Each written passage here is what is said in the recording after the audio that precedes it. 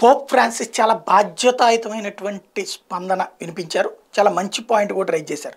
Christmas పర్వదినాన్ని పురస్కరించుకుని ఆయన ఇచ్చినటువంటి సందేశంలో పాలస్తీనియన్ల అపార ప్రాణ నష్టానికి హేతువైన ఇజ్రాయెల్ దాడుల్ని ఆయన తీవ్రంగా తప్పుబట్టారు. వాటికన్ సిటీలోని సెయింట్ పీటర్స్ బాసిలికా చర్చి ప్రధాన బాల్కనీ నుంచి సోమవారం పోప్ తన సందేశం వినిపించారు.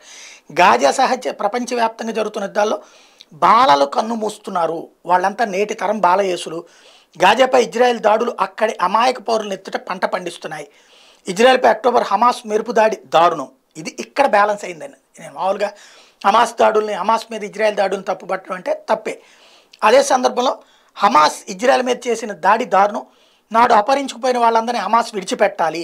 ప్రపంచ ఆయుధ విపణి యుద్ధవీణ తంతులను మోగిస్తోంది.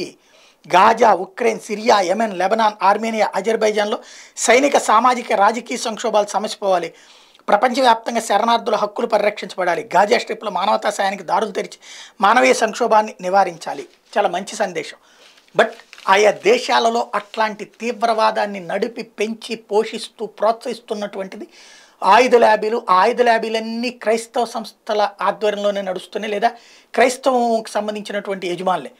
అట్లాగే వాటిని పెంచి పోషిస్తున్నటువంటి ఆయుధ వ్యాపారులైనటువంటి దేశాలు కూడా క్రైస్తవ దేశాలే. మరి శాంతి ఒక పక్కన పోప్ చెప్తుంటే ఆ శాంతికి విరుద్ధంగా ప్రపంచ వినాశనానికి పాల్పడుతున్నటువంటి క్రైస్తవ దేశాలు మరి పోపు గారి సందేశాన్ని పాటిస్తాయా చూడాలి.